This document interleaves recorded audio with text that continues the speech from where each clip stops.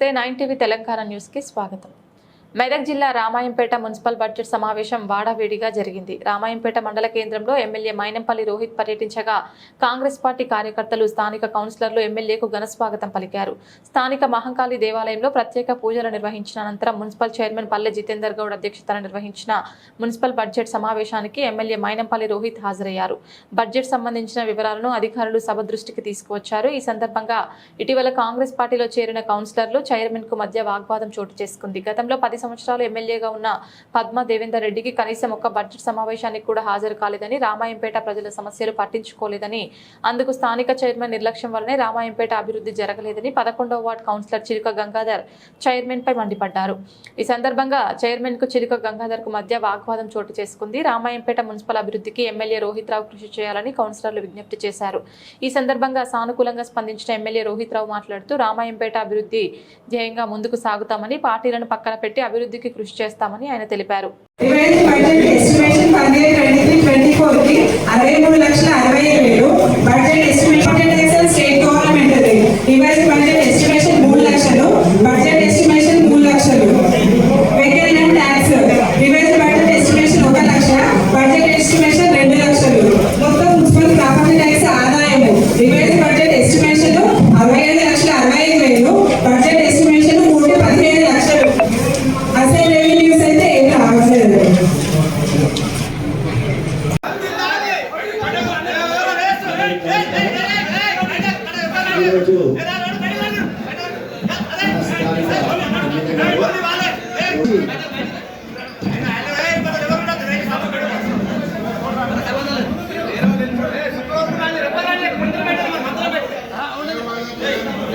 Counsellors కి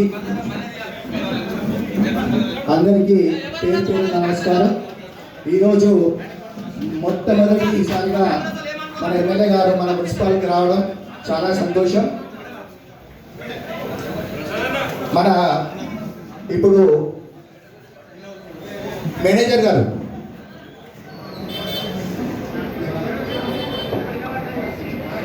నిధులను పురపాలక సంఘం సొంత ఆదాయ వనరులు, స్టేట్ మ్యాచింగ్ నిధులు మరియు 15వ ఆర్థిక సంఘం నిధుల నుండి హరితహారము పనులకు కేటాయించడం జరిగినది. అదేవిధంగా పైన తెలిపిన తప్పనిసరి పద్ధతులకి కేటాయింపులు పోను మిగిలిన పురపాలక సంఘము సొంత నిధుల నుంచి 1/3 వంతు నిధులను పురపాలక సంఘంలో విలీనమైన ప్రాంతాలు, అభివృద్ధి చెందని ప్రాంతాలు, బలహీన వర్గాలు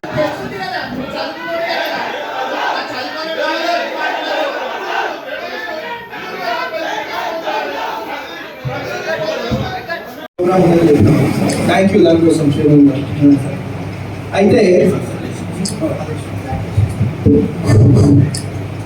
అయితే మన ఆవేశం మున్సిపల్ చైర్మన్ గారికి, ఇతర కౌన్సిలర్లకు, ప్రింట్ అండ్ ఎలక్ట్రానిక్ మీడియా సోదరులకు, ఇతర నాయకులకు, నా ముందున్నటువంటి మీ అందరికీ కూడా పేరు పేరున నా నమస్కారాలు తెలియజేస్తున్నాను. సమస్యలు ఉంటే, ఇంకేమైనా సమస్యలు ఉంటే మరి అదే విధంగా మరి మొన్ననే నేను అన్ని అది మన ఎస్టిమేట్స్ అన్ని మన కాపీస్ ఇంతకుముందు ఏమైంది ఇప్పుడు ఏమైంది అని కూడా చూడడం జరిగింది. అలా చూస్తే 20 లక్షల రూపాయలు పెట్టి లైట్లు కొనుగోలు చేశారని చెప్పి నాకు రికార్డ్స్ లో కనిపించింది. కానీ నాకు కొంతమంది ప్రింట్ అండ్ ఎలక్ట్రానిక్ మీడియా సోదరులు ఏం చెప్పారంటే ఆ లైట్లు అనేవి పెట్టలేదు, ఎక్కడ కూడా కనిపించట్లేదు, పేపర్ల మీదే కనిపిస్తున్నాయి, ఆ లైట్లు ఎక్కడ ఉన్నాయో మరి మీరు ఒకసారి తెలుసుకోవాలని చెప్పి కమిషనర్ గారికి, చైర్మన్ గారికి అదే విధంగా ఇంకా ఎటువంటి సమస్యలు అంటే ఏ సమస్యలున్నా ఎటువంటి సమస్యలున్నా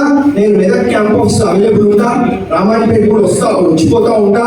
కాబట్టి మీరు అందరూ కూడా ఎప్పుడన్నా నా దగ్గరికి రావచ్చు. ఏ సమస్య ఉన్నా అన్ని సమస్యలు కూడా పరిష్కరించే విధంగా మీ అందరితో పాటు కలిసి నేను పనిచేస్తానని చెప్పి మీ అందరూ కూడా ఇంకొకసారి ఈ బడ్జెట్ మీటింగ్ కి నన్ను ఆహ్వానించినందుకు పేరు పేరున కమిషనర్ గారికి, చైర్మన్ గారికి, కౌన్సిలర్లకి, మరి వైస్ చైర్మన్ గారికి ఫోన్ చేయడం జరిగింది. వారికి హెల్త్ బాగాలేదంట. కాబట్టి వైస్ చైర్మన్ గారికి, ఆ ప్రింట్ అండ్ ఎలక్ట్రానిక్ మీడియా సోదరులకు మా గంగాధరన్న ఏంటంటే పాపం ఆయన బాధపడుతుండు. ఈ ఆరోగ్యం తప్పకుండా ఒకసారి రివిజన్ చేస్తారని చెప్పి మరి కమిషనర్ గారు, అందరు కౌన్సిల్ చైర్మన్ గారు కోరుతా ఉన్నా. అదే విధంగా అదే విధంగా మరి మా మనస్తత్వం మీకు తెలుసు. మేము ఎప్పుడు కూడా మా జేబుల నుంచి ₹2 ఖర్చు పెట్టి సౌండ్ చేయకుండా 31,06,000 budget estimation 33,65,000. Power charges revise budget estimation 12,05,000 budget estimation 36,02,000. Green budget municipal general fund మరియు స్టేట్ మ్యాచింగ్ గ్రాంట్ 15 సెక్స్ మీద టోటల్ గ్రీన్ బడ్జెట్ 48,36,000. ఇంజనీరింగ్ విభాగం యొక్క ఖర్చులు budget estimation 16,45,000. General administration expenditure revise estimation 17,06,000 budget estimation 27,76,000. Town planning విభాగం నుండి ఖర్చులు revise budget estimation 5,60,000 budget estimation 1,45,000. Revenue income నుండి revenue expenditure తీసేయగా వచ్చిన మిగులు దాంట్లో 1/3 బడ్జెట్ చేస్తాము. దానికి సంబంధించింది 20,000 వచ్చింది. డిపాజిట్లు మరియు loans revise budget estimation 9,92,01,000 budget estimation 20,06,00,000. మూలధన ప్రాజెక్టు నిధులు non planning grants revise budget estimation 92,19,000 budget estimation 1,71,36,000. Plan grants revise budget estimation 6,00,000 budget estimation 20,00,000. Other grants budget estimation 42,00,000. మొత్తం మున్సిపాలిటీ సంబంధించిన expenditure revise budget estimation 11,52,60,000 budget estimation 25,51,30,000. Late fee penalties revise budget estimation 50,000 budget estimation 2,00,000. Library cess revise budget advertisement fee revise budget estimation 5,000 budget estimation 20,000. Other rates revise budget estimation 30,000 budget estimation 20,000.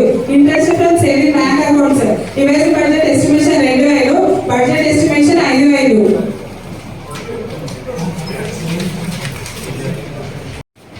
Non taxes నుండి వచ్చే ఆదాయం rental income to markets తైపాజాలు revise budget estimation 6,00,000 budget estimation 16,00,000.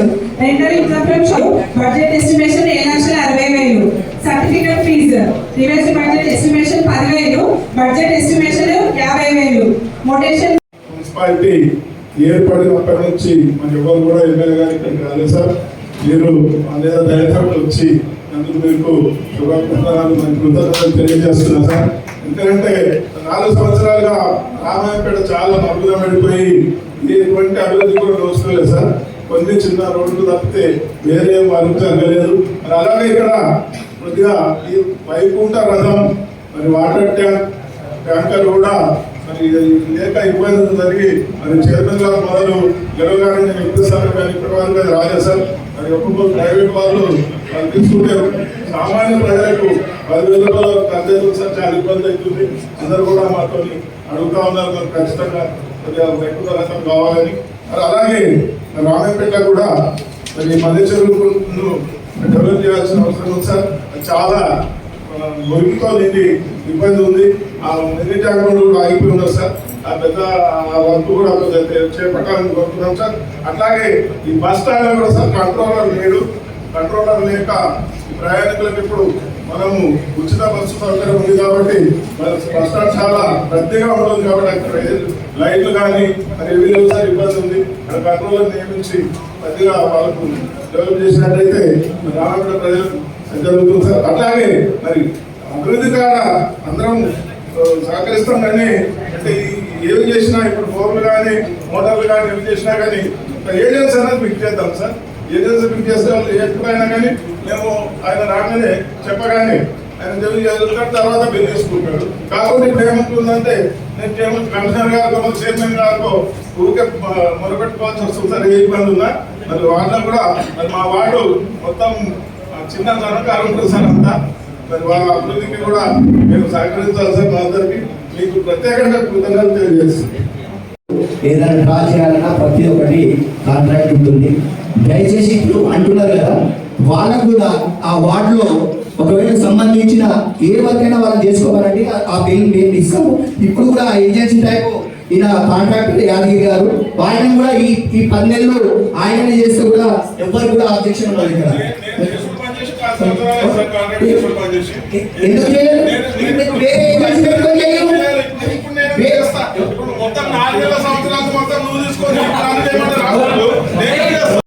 ఊరును అభివృద్ధి చేసి చూపిస్తా. ఒక్కటే company వస్తుంది, అందరి జీవితాలు బాగుపడతాయి. ఈ విధంగా మమ్మల్ని 4 ఏళ్ళ నుంచి మధ్య పెట్టుకుంటూ వచ్చాడు. మరి ఎమ్మెల్యే రోహిత్ గారు చిన్న వయసు వల్ల తను ఒక ఎన్నికలకు పోటీ చేస్తే ఏమంటారు, ఈ చిన్న పిల్లగానికి ఈ బచ్చగానికి ఏం తెలుసు, ఇతనికి ఏమొస్తుంది, ఏమనుభవం ఉంది. ఆఫీసులలో ఏ ఆఫీసులో ఏ వర్క్ ఉంటుందో తెలియదు. ఆఫీసులు తెలుసుకునే వరకే 5 ఏళ్ళు గడిచిపోతాయి, పుణ్యకాలం గడిచిపోతుంది. ఇతనేమి అభివృద్ధి చేస్తాడు, ఇతనేం చేస్తాడు, ఇతను తోడు కొట్టేస్తాడు. ఇతను ఒక బచ్చగాలని ఇష్టం వచ్చిన నోటికి తిట్టిరు. ఎమ్మెల్యే గారు మీరు మంచిగా, మరి అదే ఎమ్మెల్యే నీతిమంతులు బుద్ధిమంతులు ఈ నెల నుంచి బాగుపడవలసింది ఏమో అభివృద్ధి చేసిందో చెప్పాలి. మరి ఈ రోజు ఒక బైనపల్లి యువకుడు వచ్చినప్పుడు దేశానికి ఆదర్శపడుతుంది కదా, మరి మీ ప్రచారం మీరు చేసుకోవాలి, అతని ప్రచారం అతను చేసుకుంటాడు. అలా నీచమైన మాటలు మాట్లాడదు కదా. మనము మొత్తం మంది కౌన్సిలర్లము ఆధార్ సెంటర్ లేదని చెప్పి తీర్మానం చేసి కలెక్టర్ పంపించమంటే ఆయన చెప్పినట్టుగా తీర్మానం చేసి కలెక్టర్కు పంపించాం. ఎమ్మెల్యే దగ్గర పోదామంటే 3-4 సార్లు ఎమ్మెల్యే దగ్గర దొరకపోయాడు. కాదు కలుపులు మొక్కినాం, మా మేడం మా ఇజ్జత్ పోతుంది. ఆధార్ సెంటర్ లేక కోలాపురం పోతే అక్కడ పిక్కలు పోతే మేరకు పోతే మా ఇజ్జత్ పోతుంది. టౌన్లో మీరు మా దగ్గరకు వచ్చి ఆధార్ సెంటర్ లేక సిక్కు లేదని తింటున్నారు మేడం. మాకు దయచేసి ఆధార్ సెంటర్ ఇప్పించాలి కానీ ఒక 10 సార్లు అందరి కమిషనర్లు ఏకసారిగా మేడం కోరుకున్నాం. అయినా ప్రభుత్వం ఉండి అధికారంలో ఉండి ఎమ్మెల్యే ఉండి మీకు మోతవరమని చెప్పుకున్నాం. ఇది మోతవరి ఆధార్ సెంటర్ తీసుకొచ్చే తమ్ము లేదు. ఇప్పుడు మాట్లాడుతుండో ఇతనికి తమ్ముడా యువకుడు ఏం చేయగలరని 3 నెలల లోపలే ఆధార్ సెంటర్ తీసుకొచ్చే తమ్మున్న టైగర్. అర్థమైందా? యువకుడు అంటే ఏంటో నిరూపించి చూపిస్తున్నాడు. రేపు పొద్దుగాల రామపేట ఎలా అభివృద్ధి చేస్తారో మీ మూర్తి మీద అన్నట్టు మీ భవిష్యత్తు లేకుండా చేస్తారో సభాముఖంగా మేము తెలియజేస్తున్నాం. ఇంకొకటి మా వార్డులో ఒకటి గవర్నమెంట్ టాయిలెట్స్ ఉన్నాయి. కలెక్టర్ కూడా దానికి ఏజెన్సీని పిలిచి ఏజెన్సీ సంపాదించమన్నారు. ఈ దుర్మార్గుడు ఏజెన్సీని పిలవడు. అక్కడ టాయిలెట్ ఖరాబైన సార్ అని చెప్తే ఇంకో గారు తొత్తు మేనేజర్ కు చెప్తామంటారు. మేనేజర్ చెప్తే కమిషనర్ చైర్మన్ చెప్పమంటాడు. ఎవరు పట్టుకొని ఇప్పుడు పోయి ఉందో అసలు ఉండలేవు. రాజకీయం చేస్తారు, వారికి దోషినట్టుగా లెక్క చేపించి బిల్లులు కట్టున్నారు. కాబట్టి ఈ జితేందర్ ఇల్లు వైశాల్యం ఎంత, మున్సిపాలిటీకి ఇల్లుకి ఎంత చెల్లిస్తుందో మున్సిపాలిటీ ప్రకారంగా డబ్బులు చెల్లిస్తున్నారు. కావాలంటే సరబ్యాలకి ఇల్లు ఎంత వైశాల్యం ఎంత, సరబ్యాలకి చేసుకోమని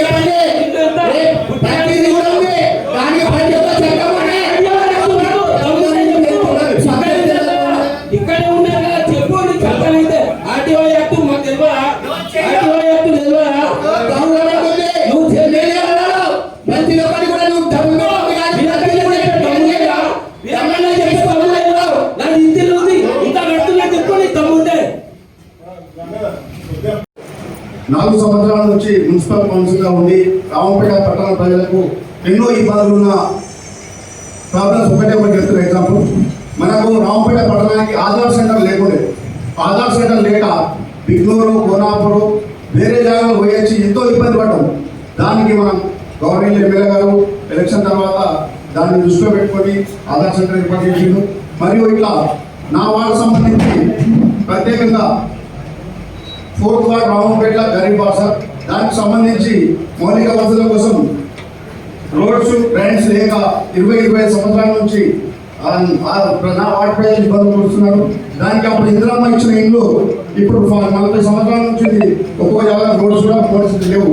మన టీవీ నుంచి కొంచెం మొత్తం 75% అన్న నా వార్డును అభివృద్ధి చేస్తున్నామని కోరడం జరిగింది. దానికి గత ప్రభుత్వం నుండి నిధులు మంజూరు కాక ఇబ్బంది అయి పనులని సగమే ఆగిపోయాయి సార్. దానికి మీరు గౌరవంగా ఆశీర్వదించి నా వార్డుకు ప్రత్యేకంగా ఎక్కువ నిధులు వాళ్ళు కల్పించాలని కోరుతున్నాను సార్. మరియు రామపేట పట్టణంలో ఇంకా ఎన్నో ప్రాబ్లమ్స్ ఉన్నాయి, ప్రజలు గమనిస్తారు సార్. మీకు కూడా అన్నీ తెలుసు. దానికి ఏంటంటే దీనికి పక్షపాతంగా కాకుండా మీరు గౌరవనీయులు పెద్దలు నిష్పక్షపాతంగా రామపేట పట్టణానికి అభివృద్ధి చేసే దిశగా రామపేట పట్టణం మా యొక్క ఏదైనా సరే సార్ కంపల్సరీ. అది ఏదైనా మంచి చెడు అనేది అందరం మనం ప్రజా తీర్పు ఆహ్వానించి ప్రజలకు మనం సేవ చేయాలని చెప్పి మంచి ఉద్దేశంతో రామపేట పట్టణానికి ఇబ్బందులు ఏదైతే ఉన్నాయో ఇప్పుడు మన బైపాస్ రోడ్డు సార్, మనకు రామపేట బైపాస్ రోడ్డు ఖచ్చితంగా ఎన్నో ఇబ్బందులు అవుతున్నాయి. సర్వే అంటారు సార్, ఆ సర్వే చేస్తే ఇంటిమేషన్ చేస్తలేరు, కనీసం నోటీసులు ఇస్తలేరు. నాకు ఎన్నోసార్లు ల్యాండ్స్ అవుతున్నాయి, దానికి ఎలాంటి ఇంటిమేషన్ లేకుండా మేము పిలిచినాం, గెయ్యి పెట్టాం, అది పెట్టాం, ఇది పెట్టాం అని చెప్పి ఇబ్బందులకు గురి చేస్తాం సార్. దాని ఒకటి నేను దానికి మీరు సహకరించి మొన్న కూడా ఎంఆర్ఓ ఆఫీసర్ మీటింగ్ అయింది సార్. గౌరవ ఎమ్మెల్యే గారు ఉన్నప్పుడే చేయాలని చెప్పి మన దొంగపడి యాదగిరి వాళ్ళు పెద్దలైనా మాట్లాడడం జరిగింది సార్. ఇట్లా రామపేట పట్టణంలో మనకు ఫస్ట్ వార్డు సార్, రోడ్ వాళ్ళు ఎలాంటి ఇబ్బందులు లేకుండా మనకి ఈరోజు మల్లెచర్ల పోయే వాటర్ డైరెక్ట్ గా అన్వేషణకు పోతున్నాయి సార్. ఆ అన్వేషణకు పోయే వాటర్ ఏంటంటే గరీబులు ఒక 40 ఎకరాల వరకు వేస్ట్ ఖరాబ్ అవుతుంది సార్. దీన్ని ప్రత్యేకంగా దృష్టి పెట్టుకొని మన రోడ్ వాళ్ళకు చెప్పి గౌరవంగా మీరు దాని సమస్య సాల్వ్ చేయడానికి కోరుతున్నాం సార్. ఎందుకంటే ఇంకా సమస్యలు రామపేట పట్టణానికి రోడ్లు, డ్రైనేజీలు ఇంకా లేక బాగా ఇబ్బందులు సార్. ఊరును అభివృద్ధి చేసి చూపిస్తా, ఒక్కటే కంపెనీ వస్తుంది, అందరి జీవితాలు బాగుపడతాయి. ఈ విధంగా మమ్మల్ని 4 ఏళ్ళ నుంచి మధ్య పెట్టుకుంటూ వచ్చాడు. మరి ఎమ్మెల్యే రోహిత్ గారు చిన్న వయసు వల్ల తను ఒక ఎన్నికలకు పోటీ చేస్తే ఏమంటారు, ఈ చిన్న పిల్లగానికి బచ్చగానికి ఏం తెలుసు, ఇతనికి ఏం వస్తుంది, ఏమనుభవం ఉంది, ఆఫీసులలో ఏ ఆఫీసులో ఏ వర్క్ ఉంటుందో తెలియదు, ఆఫీసులు తెలుసుకునే వరకే 5 ఏళ్ళు గడిచిపోతాయి, పుణ్యకాలం గడిచిపోతుంది. ఇతనేమి అభివృద్ధి చేస్తాడు, ఇతనేం చేస్తాడు, ఇతను ఓడేస్తాడు, ఇతను ఒక బచ్చగాలని ఇష్టం వచ్చిన నోటికి తిట్టిరు. ఎమ్మెల్యే గారు మీరు మనుషులా? మరి అజయ్ ఎమ్మెల్యే నీతిమంతులు బుద్ధిమంతులు ఇన్నేళ్ల నుంచి ఏం బాగుపడవచ్చు, ఏం అభివృద్ధి చేసిందో చెప్పాలి. మరి ఈ రోజు ఒక బైనప్పని యువకుడు వచ్చినప్పుడు దేశానికి ఆదర్శపడుతుంది కదా, మరి మీ ప్రచారం మీరు చేసుకోవాలి, అతని ప్రచారం అతను చేసుకుంటాడు. అలా నీచమైన మాటలు మాట్లాడదు కదా. మనము మొత్తం మంది కౌన్సిలర్లకు యాదవ్ సెంటర్ లేదని చెప్పి తీర్మానం చేసి కలెక్టర్ పంపించమంటే ఆయన చెప్పినట్టుగా తీర్మానం చేసి కలెక్టర్కు పంపించాం. ఎమ్మెల్యే దగ్గరకు పోదామంటే 3-4 సార్లు ఎమ్మెల్యే దగ్గర దొరకపోయాడు. కాదు కలుపులు మొక్కినాం, మా మేడం మా ఇజ్జత్ పోతుంది, ఆధార్ సెంటర్ లేక కోలాపురం పోతే పక్క పిక్కర్ను పోతే మేరకు పోతే మా ఇజ్జత్ పోతుంది. టౌన్లో మీరు మా దగ్గరకు వచ్చి ఆధార్ సెంటర్ లేక సిక్కు లేదని తింటున్నారు మేడం, మాకు దయచేసి ఆధార్ సెంటర్ ఇప్పించాలి. కానీ ఒక 10 సార్లు అందరి కమిషనర్లు ఏకసారిగా మేడం కోరుకున్నాం. అయినా ప్రభుత్వం ఉండి అధికారంలో ఉండి ఎమ్మెల్యే ఉండి మీకు మోతవరలో చెప్పుకున్నా, ఇది మోతవరి ఆధార్ సెంటర్ తీసుకొచ్చే తమ్ము లేదు. ఇప్పుడు మాట్లాడుతుండో ఇతనికి తమ్ముడా యువకుడు ఏం చేయగలరని 3 నెలల లోపలే ఆధార్ సెంటర్ తీసుకొచ్చే తమ్మున్న టైగర్. అర్థమైందా? యువకుడు అంటే ఏంటో నిరూపించి చూపిస్తున్నాడు. రేపు పొద్దుగాల రామపేట ఎలా అభివృద్ధి చేస్తారో మీ మూర్తి మీద అన్నట్టు మీ భవిష్యత్తు లేకుండా చేస్తారని సభాముఖంగా మేము తెలియజేస్తున్నాం. ఇంకొకటి మా వార్డులో ఒకటి గవర్నమెంట్ టాయిలెట్స్ ఉన్నాయి, కలెక్టర్ కూడా దానికి ఏజెన్సీని పిలిచి ఏజెన్సీ సంపాదించమన్నారు. ఈ దుర్మార్గుడు ఏజెన్సీని పిలవడు, అక్కడ టాయిలెట్ ఖరాబ్ అయినాయి సార్ అని చెప్తే ఇంకొకరు తొత్తు మేనేజర్ కు చెప్తామంటారు. మేనేజర్ చెప్తే కమిషనర్ చైర్మన్ చెప్పమంటారు. ఎవరు పట్టుకొని ఇప్పుడు పోయి ఉంటారు, పిల్లలు అసలు అవుతారు, రాజకీయం చేస్తారు, వారికి దోషినట్టుగా లెక్క చేపించి బిల్లులు కట్టున్నారు. కాబట్టి ఈ జితేందర్ ఇల్లు వైశాల్యం ఎంత, మున్సిపాలిటీకి ఇల్లు ఎంత చెల్లిస్తుండ్రు, మున్సిపాలిటీ ప్రకారంగా డబ్బులు చెల్లిస్తుంటారు. కావాలంటే సరవ్యాధికి ఇల్లు వైశాల్యం ఎంత, సరవ్యాధికి చేసుకోమని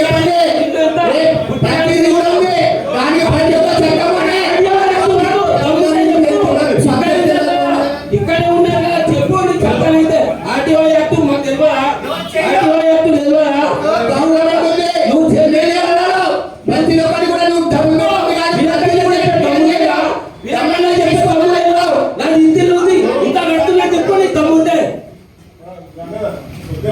కూడా పరిష్కరించే విధంగా చర్యలు తీసుకోవాలని అదేవిధంగా మరి ఒక మాట అన్నారు, మరి నాకు సంబంధించిన విషయం కాబట్టి నాకు సంబంధించిన ఒక మాట అన్నారు. ఇప్పుడు ఇప్పుడు రీసెంట్ గా ఒక నలుగురు